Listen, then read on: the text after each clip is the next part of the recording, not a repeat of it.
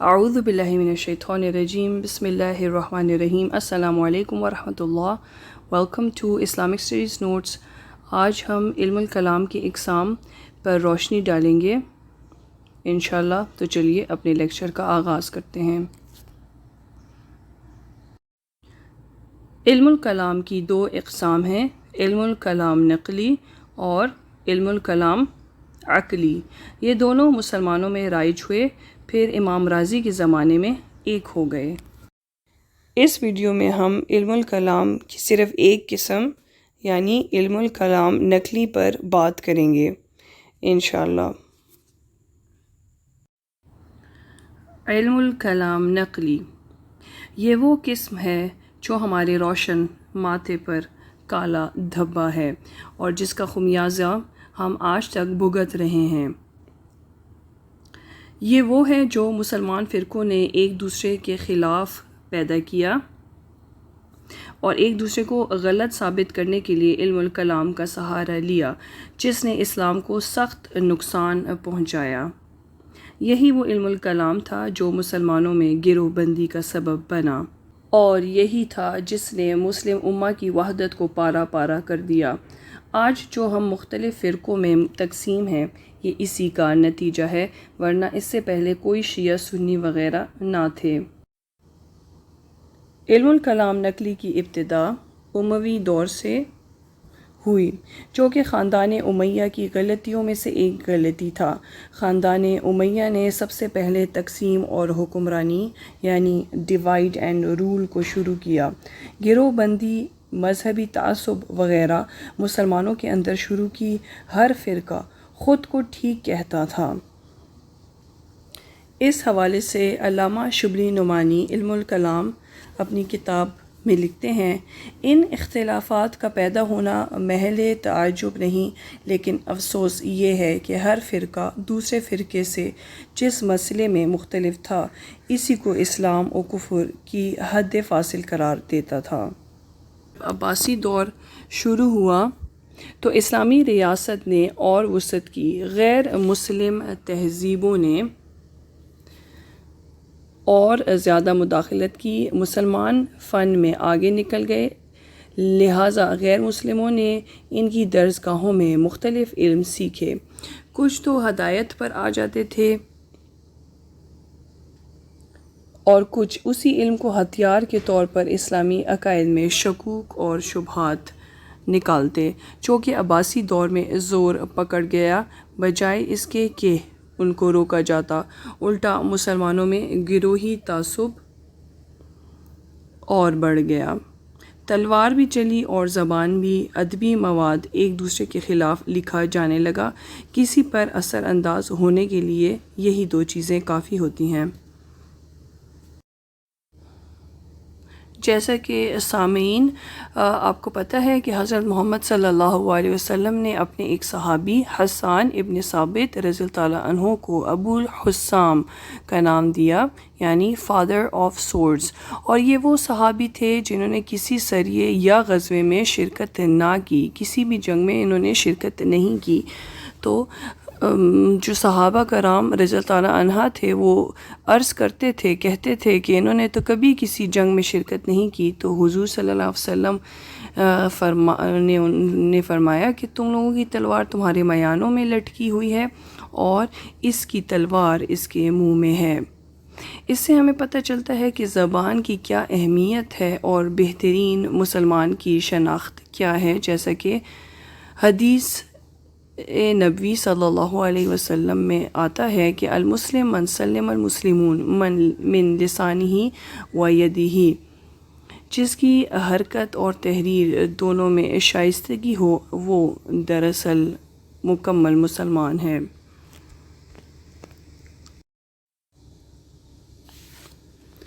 اموی حکومت نے اپنے ظلم و تشدد پر پردہ ڈالنے کے لیے اور جمہور کی توجہ کے ہٹانے کے لیے تقدیر کے مسئلے کی اشاعت شروع کی.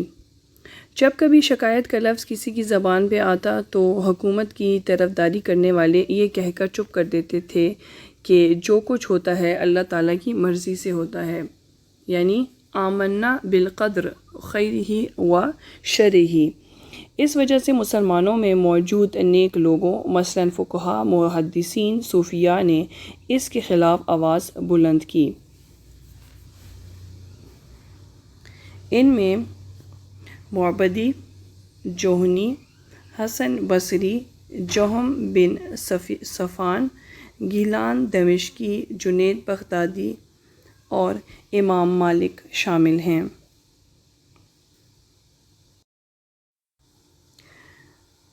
رحمۃ اللہ علیہم، جبکہ امام حنیفہ رحمۃ اللہ علیہ نے اس کی نہ تائید کی اور نہ اس کو رد کیا۔ لہٰذا اموی حکومت نے جو یہ مسئلہ کھڑا کیا، اس کے رد عمل کے طور پر مسئلہ قدر پیش ہوا، یعنی اس کے رد عمل کے طور پر مسئلہ قدر پیدا ہوا، اور یہی اعتزال کی تاریخ کا نقطۂ آغاز تھا۔ چنانچہ یہی وجہ ہے کہ معتزلہ کا دوسرا نام قدریہ بھی ہے۔ یہاں یہ بتاتے جائیں کہ اس مسئلے کا سب سے بڑا علم بردار معید الجوہنی تھا، اور اسی وجہ سے وہ قدریہ کے لقب سے مشہور ہوا۔ چنانچہ اس نظریے کی حکومت وقت پر عزت پڑتی تھی، اس لیے عبد المالک بن مروان نے 80 ہجری میں حجاج کے ذریعے ان کو قتل کرا دیا۔ ان کے بعد گیلان الدمشقی آئے۔ اس نے مسئلہ قدر کے ساتھ امر بالمعروف و نہی عن المنکر کی تبلیغ بھی کی۔ چونکہ یہ مسئلہ بھی حکومت کے لیے خطرے کا موجب تھا، لہٰذا ہشام بن عبد المالک نے انہیں بھی پھانسی دے کر ہلاک کر دیا۔ اس زمانے میں جہم بن صفوان پیدا ہوئے، اور وہ بھی امر بالمعروف کے جرم میں قتل ہوئے، لیکن ان کا خون خالی نہیں گیا۔ یہ مسئلہ عدل اور امر بالمعروف کا مسئلہ اتنا پھیلا کہ ایک بہت بڑی جماعت معتزلہ کے نام سے جانے لگی۔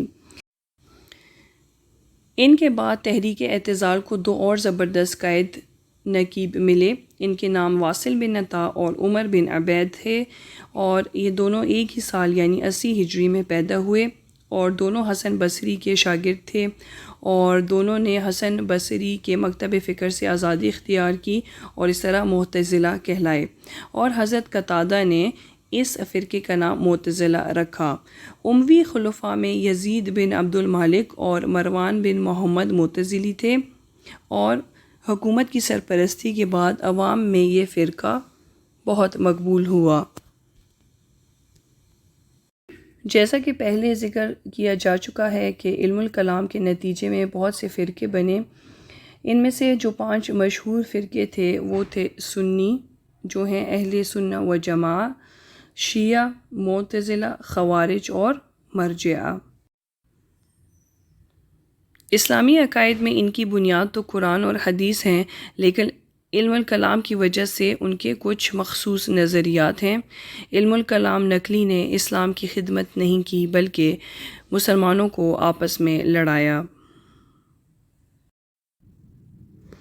پہلے بھی ذکر ہو چکا ہے، یہی وجہ تھی کہ مسلمانوں میں موجود نیک لوگوں مثلاً فقہا، محدثین، صوفیاء نے اس کے خلاف آواز بلند کی اور اس کی شدید مخالفت کی۔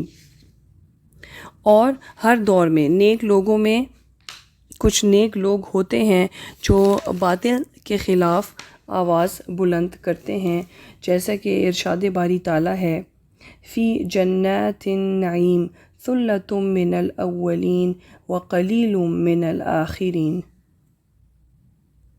یہاں پر حضرت جنید بغدادی رحمۃ اللہ علیہ کا واقعہ قابل ذکر ہے۔